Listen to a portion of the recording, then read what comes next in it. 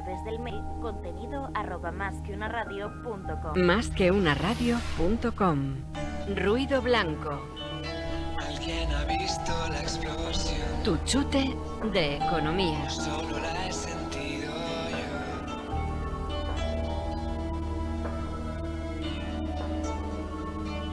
Alguien ha visto la explosión. O solo la he sentido yo. ¿Quién tiene mi médica? Vamos abriendo, ¿vale? Buenas tardes.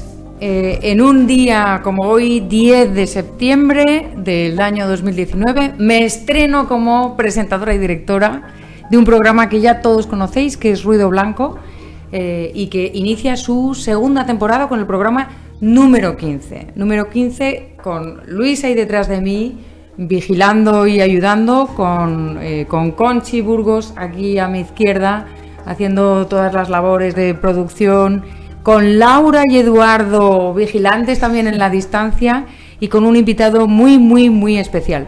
Y lo primero que hay que decir es que en esta nueva temporada de Ruido Blanco vamos a introducir algunas novedades, vamos a mantener lo que nos gusta, vamos a cambiar algunas cosas.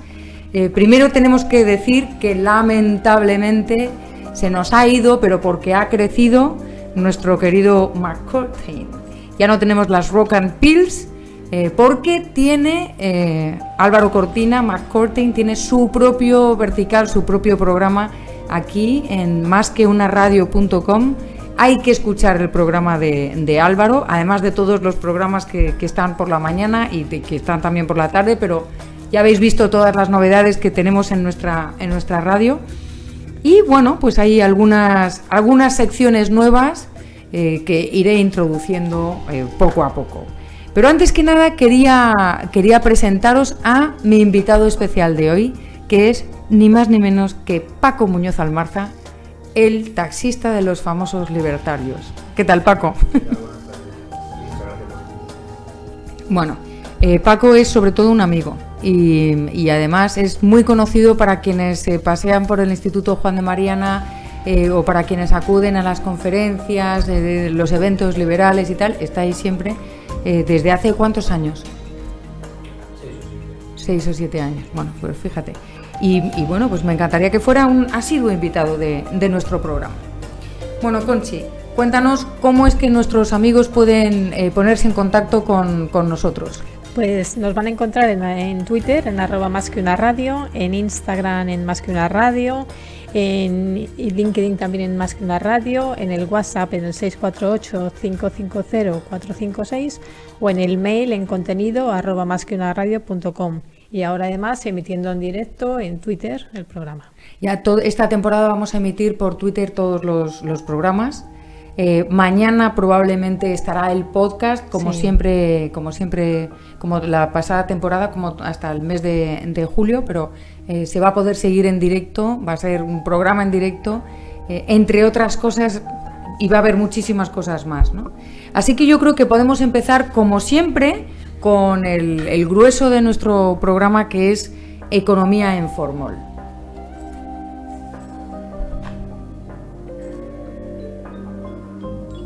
Economía en Formol.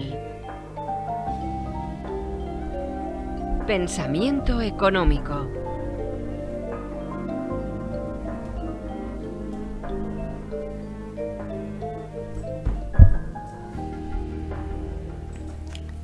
Y hoy en Economía en Formol traigo a quien yo creo que es, y muchos consideramos, el padre del modelo neoclásico, ni más ni menos que Alfred Marshall. Alfred Marshall fue un economista británico, es muy famoso y es conocido por ser el maestro de John Maynard Keynes, o el profesor de John Maynard Keynes. Además es el fundador y promotor de lo que luego se llamó la Escuela de Cambridge, y realmente, según dice todo el mundo, pues se puede considerar que es uno de los economistas más brillantes de su época, sino el más brillante de su época, ¿no? y yo tengo que reconocer que no es una persona que me ha caído bien siempre, ¿no? Es un economista controvertido, no porque no fuera coherente él con sus ideas, sino por cómo se le ha interpretado después.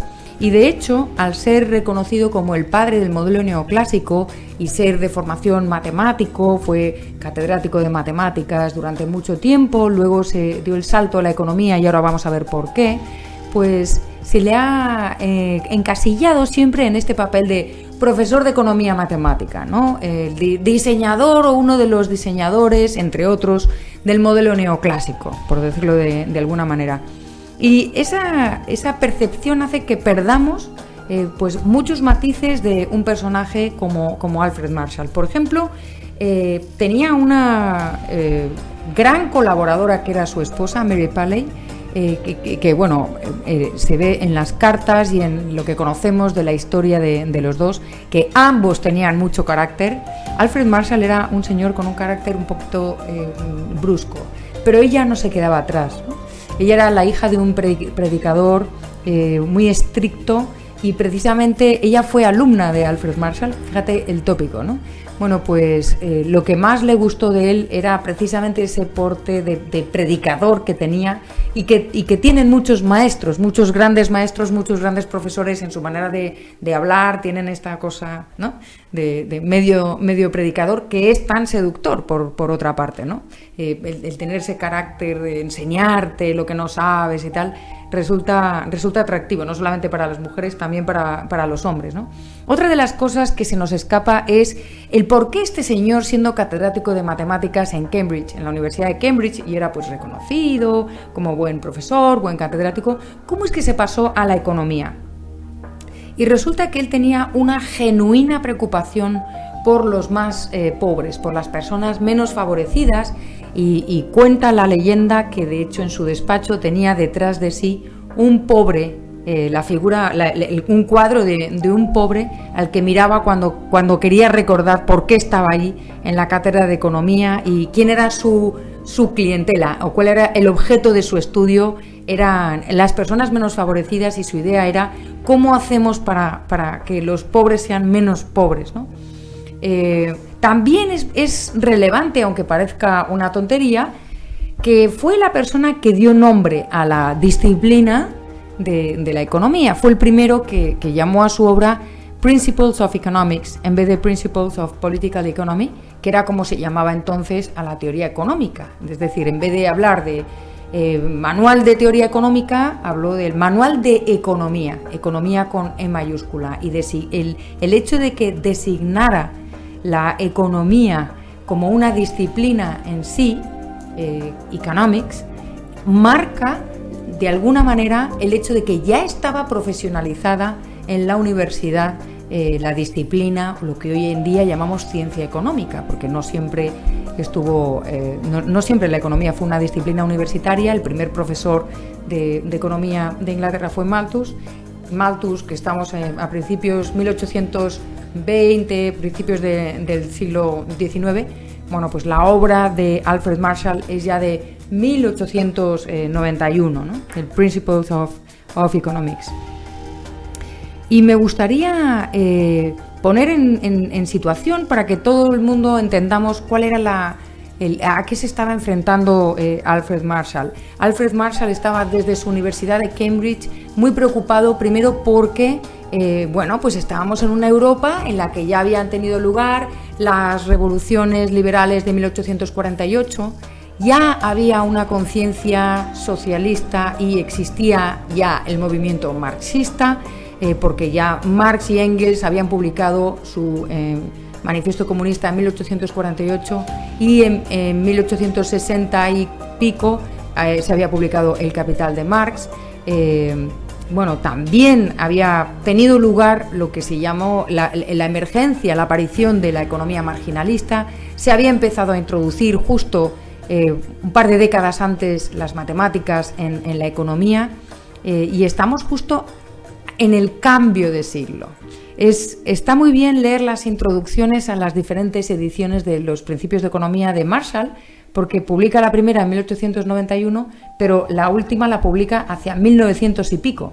y entonces se ve cómo se ha percibido el cambio de siglo y esta modernidad en la que en el cambio de siglo Estados Unidos tiene ya un papel muy importante. Se ha producido hacia 1860 el Zollverein, la unificación alemana, y ha aparecido Alemania como... Alemania se ha industrializado, se ha desarrollado y ha aparecido como una posible potencia que puede hacer sombra a Gran Bretaña, y es el fin de la época victoriana, ¿no? Y en estos momentos él, Alfred Marshall, se erige como el nuevo, iba a decir gurú, pero es un poco irrespetuoso, ¿no? Como el nuevo líder. Lo que había sido pues Adam Smith y después David Ricardo y después John Stuart Mill. William Stanley Jevons no llegó a ser líder, sí fue el pionero de la economía matemática y de la economía marginalista, pero el nuevo líder de la manada, por decirlo de alguna manera cariñosa, fue Alfred Marshall. Y él ejercía, tal vez por esas dotes de predicador que tenía de líder de la manada. Y me gustaría en pocos minutos, no, por supuesto, la obra de Marshall, el libro de Marshall es extensísimo, tiene varios libros y un montón de capítulos, tengo por ahí el índice, pero no me interesa tanto, es un manual al uso donde habla del mercado, primero de cuál es el ámbito de la economía, el objetivo de la economía. Habla del mercado, de la oferta, de la demanda, del papel del Estado, del crecimiento económico, habla de todo lo que tiene que hablar, y luego tiene un montón de apéndices, desde la A hasta la L, donde matiza muchísimas cosas, entre otras el método, ¿no? Es decir, siendo matemático y siendo uno de los pioneros de la economía matemática, las matemáticas las deja para el final, o bien para notas a pie de página, o bien para el final, para no molestar, porque su objetivo no era quedar muy bien, no era demostrar todo lo que sabía de matemáticas, porque no le hacía falta, a diferencia, por ejemplo, de León Balrás, sino que todo el mundo interesado en economía pudiera leer su manual, y realmente es un manual que no es difícil de leer, ¿no? Justo lo contrario de lo que hizo su discípulo. Habla más alto, Paco. ¿Que su discípulo quién? Keynes, John Maynard Keynes. Bueno, claro, John Maynard Keynes, que era su discípulo más importante. Bueno, pues... pero John Maynard Keynes utilizó las matemáticas no en exceso, No era, es Balrás el que sí utiliza las matemáticas de manera exagerada y tal, ¿no? De todas formas, cuando hoy cogemos cualquier revista científica de matemáticas precisamente, de economía precisamente, o de teoría que le da un carácter moral a las acciones de los hombres, pero sí es menos permanente en la vida de las personas que la economía, porque todos tenemos la necesidad de sacarnos las castañas del fuego y de salir adelante y de generar recursos con los medios que tenemos, ¿no? Y eso es una de las cosas que me llama más la atención. Él se da cuenta perfectamente que, bueno, pues no hace falta ser rico para tener una moral y una ética, pero sí sabe, y lo expresa explícitamente en esta introducción, que las personas que están en la miseria, pues es más fácil que caigan a lo mejor en determinadas tentaciones, o que les cueste mucho más tomar decisiones que se mantengan dentro de una ética.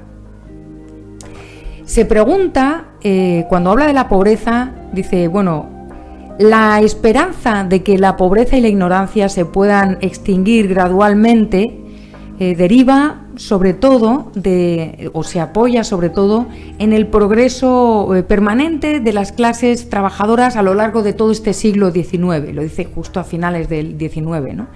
Y destaca cómo la revolución industrial, la industrialización, ha sido un factor que ha hecho que las clases menos favorecidas salgan adelante. Y, por ejemplo, dice, una gran parte de los artesanos han dejado de pertenecer a las clases más bajas y ahora son industriales o maestros industriales, ¿no? La artesanía, la manufactura se ha convertido en un sector industrial, se está convirtiendo en un sector industrial potente. Le preocupa también que, bueno, pues toda la degradación que pueda traer el mundo industrial, y dice, bueno, el saber responder a la pregunta si es posible que en el mundo haya una vida cultural plena, libre de los problemas y del dolor, de la pobreza y de las influencias de los instrumentos demasiado mecánicos. Bueno, pues la respuesta a esta pregunta no la puede dar solamente la economía, porque también depende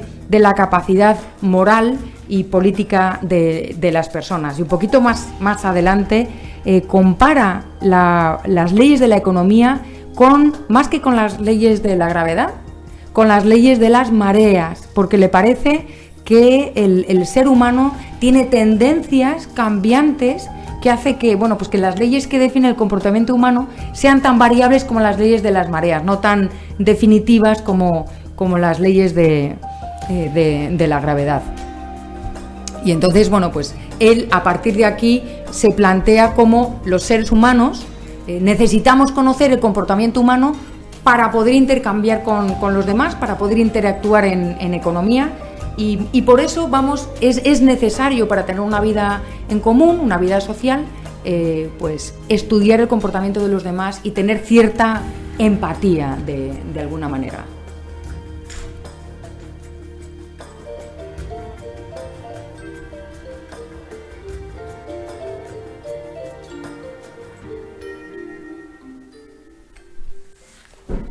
Bueno, ¿qué os ha parecido este personaje? ¿Qué os ha parecido Marshall? ¿Le conocíais, Paco? ¿Tú le conocías? Tienes que decir que sí, porque venimos del Escorial, donde he estado hablando de esto. He escuchado tu conferencia donde le has mencionado y has desarrollado bastante de lo que estás comentando ahora. En cuanto a lo que estás diciendo, el énfasis que da a las relaciones humanas en economía, a mí me recuerda bastante a lo que ya atisbaron o empezaron a poner de relieve los escolásticos de la Escuela de Salamanca, sobre todo en cuanto a precios y que la economía, las transacciones entre las personas tienen mucho que ver con las relaciones humanas. Pero eso es desde los griegos, es decir, cualquiera que se plantee el comportamiento económico tiene que empezar por comportamiento. Ya ahí estamos en relaciones humanas, y lo sorprendente es que a Marshall se le reconoce por la cosa matemática, las ecuaciones y tal, y fíjate que si te vas a la historia, pues resulta que el tipo tenía otras ideas, ¿no? Después de esta semblanza de Alfred Marshall, me gustaría introducir una nueva sección que está muy relacionada con el comportamiento humano, porque se llama canciones intencionales, y en esta sección voy a dedicar una canción a alguien, a algo, algún fenómeno económico, algún suceso o algún hecho. Entonces voy a explicar primero qué canción es. Se llama Just the Two of Us. En realidad es Grover Washington Jr. quien la compone en los años 70, pero vamos a escuchar un poquito en la versión de José James, que es un cantante de jazz y de soul estadounidense, tiene como 42 años y hace unas versiones bárbaras de las canciones más tradicionales, como esta, de Just the Two of Us. Y lo que dice esta canción, lo que viene a expresar esta canción, es una historia como un romance, ¿no? Es como un romance, y uno de los dos involucrados, uno de los dos amantes, le dice al otro, veo caer las gotas de lluvia en los cristales y pienso en el arco iris que podemos alcanzar ambos. ¡Qué maravilloso! Solamente nosotros dos podemos lograrlo, podemos hacerlo, no hay barreras, vamos adelante. ¿A quién voy a dedicar esta canción? Pues voy a dedicar esta canción con todo mi cariño a Pedro Sánchez y Pablo Iglesias, que seguro que en el secreto, en el fondo de su corazón, en lo más secreto de su alma, es lo que piensan el uno del otro.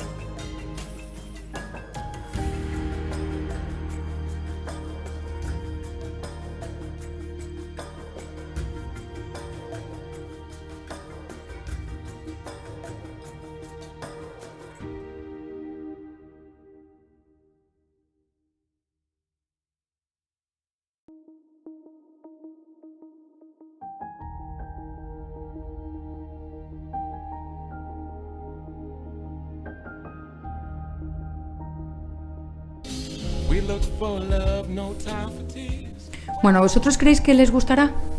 ¿Estarán pendientes escuchando Ruido Blanco? Seguramente Seguro que Pedro sí. y Pablo. Pedro y Pablo les encanta este programa. Les pega, ¿no? O sea, Seguro. creo que me han dicho que todavía no han llegado a un acuerdo, pero nada es imposible. Justo ellos dos pueden hacerlo. Esta canción les ayudará. Les ayudará. Yo me he jugado 4 cafés ya a que no hay elecciones. Sí, estoy convencida de que no va a haber elecciones y que van a pactar. Estoy expresando mis no lo que quiero, sino lo que creo que va a suceder. Y fíjate que esta sección es nueva y ahora vamos a tener una sección que es nueva con un viejo amigo, porque me gustaría introducir una sección que se va a llamar In the Borderline. In the Borderline, que estamos ahí como en la frontera, justo en el límite. Y bueno, pues esta sección la voy a manejar con mi amigo José Venegas, y quiero presentaros la canción de Ojete Calor, que va a ser la marca de la casa de esta sección y que se llama Opino de qué.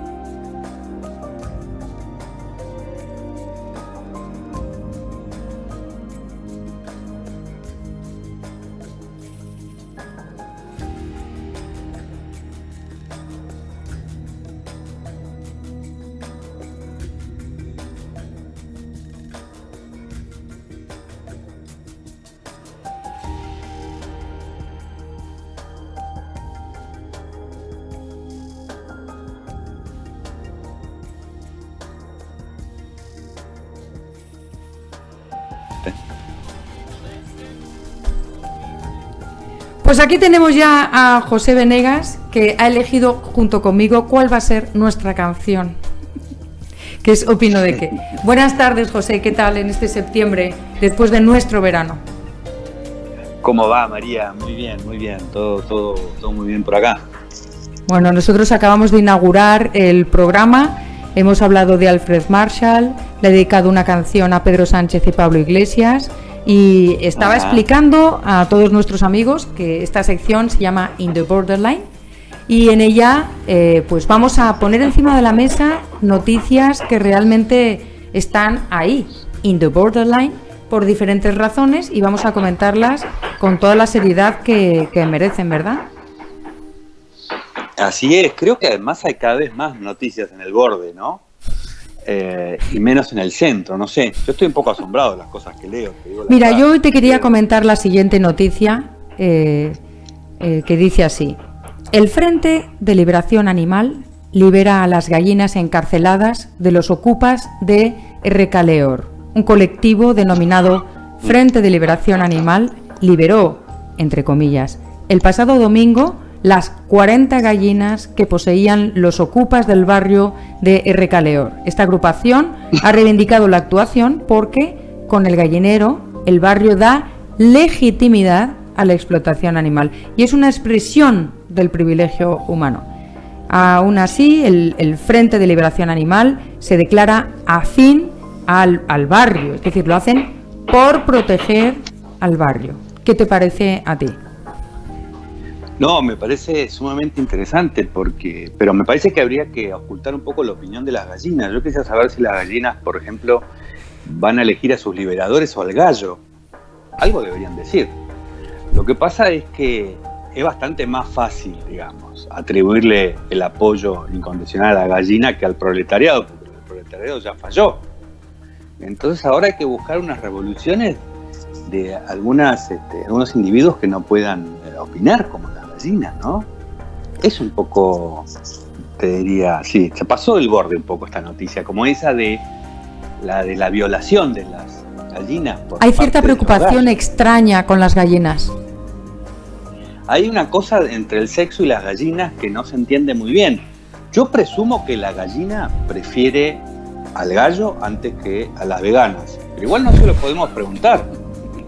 No Acá sé damos si saben por sentado hablar. que las veganas Ahora, representan- pueden expresarse representan a las libremente. gallinas. Aquí, oye, libertad de expresión ante todo. Pero fíjate, hablando con determinadas personas, que no voy a decir quiénes son porque son mis familiares, yo me planteaba si hay animales en donde hay consentimiento o no. Es decir, la gallina realmente quiere cuando llega el gallo o no. O bueno, pues está ahí y ya que pasa el gallo por aquí, ¿se sentirá deprimida una gallina cuando el gallo no le hace caso? Yo creo que sí. Además hay gallos muy mal educados, seguramente, como pasa en todos lados, ¿no?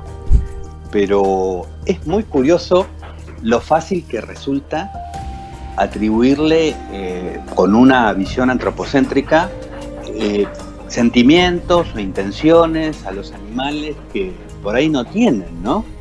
O por lo menos es presumible pensar que no tienen esas intenciones, pero resulta muy fácil. Es el tiempo del terraplanismo y donde uno puede sostener cualquier tipo de teorías que en la ficción cierren, pero que uno tiene más o menos un conocimiento de cómo son las cosas, parecen absurdas, pero que se terminan difundiendo más que noticias importantes, ¿no? Y porque tiene ese costado de que es gracioso, pero es muy irracional. Es muy raro cómo crece la irracionalidad, ¿no? Bajándome un poco de la ironía, que obviamente estaba siendo irónica en el comentario anterior, este tipo de noticias se prestan a hacer exactamente esto, es decir, darles la vuelta y no tomárselas en serio. Yo me temo que cuando hay unas personas dispuestas a ir a un gallinero y liberar entre comillas, a 40 gallinas, tú imagínate el dueño de las gallinas, la risa, ¿no?, loca que le da cuando le liberan las gallinas, claro, y tiene que recoger las gallinas, que probablemente es su medio de vida. Y oye, no es que estén tirando piedras a la empresa de un magnate, que me parecería también muy mal, igual de mal, pero están quitándole el medio de vida a una persona, y ya no solamente es que le estén atribuyendo, como tú dices, pues características humanas a unos animales, sino que están eligiendo a los animales por delante de las personas. Es decir, jamás se han pensado o se han planteado qué es lo que pasa con este señor que tiene gallinas, o esta señora que tiene gallinas, y que se dedica a vender los huevos en el mercado tranquilamente, y si va a estar peor, va a estar mejor, o qué es lo que le pasa a esta persona cuando estás transgrediendo sus derechos de propiedad, ¿no? Y esto de la liberación animal, en fin, tú imagínate que volvemos atrás. O sea, imagínate que les damos la razón y proclamamos la liberación animal. Yo creo que hay una despreocupación total por ese tema y por lo que viene después, como así también una despreocupación total por las propias gallinas, te digo la verdad. Yo no creo que esto sea otra cosa que una forma de engordar el ego del liberador, sin tener en cuenta para nada los liberados, digamos, porque las gallinas hoy son animales domésticos. Imagínate si se las soltara por la calle, cuál sería su destino, ¿no? Así que no sé si es mejor o peor. Lo que sí creo que esto está más bien relacionado con las ganas de ponerse en la posición del liberador, independientemente de no tener ningún fundamento. Como si no hubiera cosas que liberar, ¿no? Como si no hubiera personas que liberar, como si no hubiera situaciones terribles en el mundo, incluso pues en la propia España, siendo un país desarrollado, que Paco, que está aquí, me decía hace un momentito, ¿no te parece, María, que es que no tienen otra cosa que hacer? O sea, esto es una cosa como muy de niño mimado, que ya no sabes de qué protestar y protestas de la gallina. Yo creo que es una forma de no tener que hacer otra cosa también, ¿no? Es un mecanismo, y además es una visión muy urbana, ¿no? La gente en el campo no tiene ese problema, no tiene esas culpas que nosotros tenemos con el trato con los animales, porque estamos alejados de todo el proceso. Nosotros apenas vemos la pechuga de pollo en el supermercado, ¿no?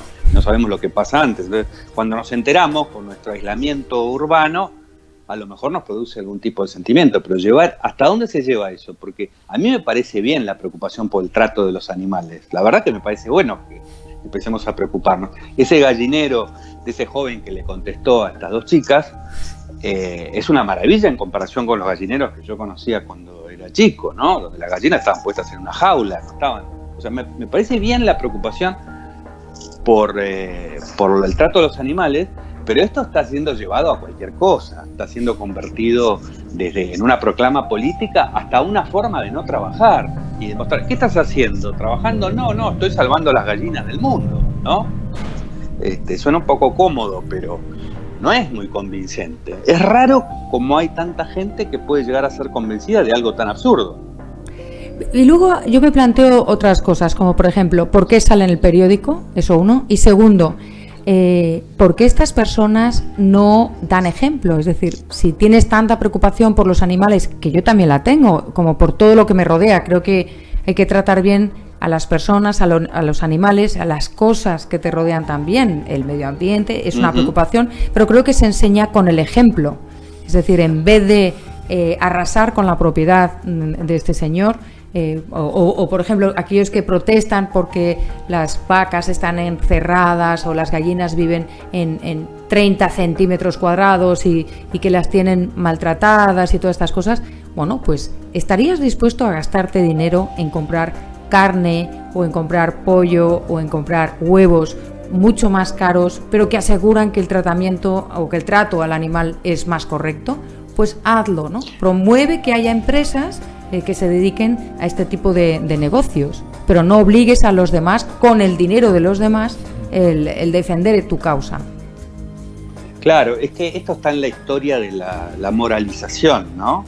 En vez de ocuparme de mi propia vida, en este caso sería poniendo el dinero que corresponde para llevar adelante mi ideal, me ocupo de la vida de los demás y con eso me convierto en santo. Pero este negocio es muy viejo, no lo inventaron las veganas, ¿no?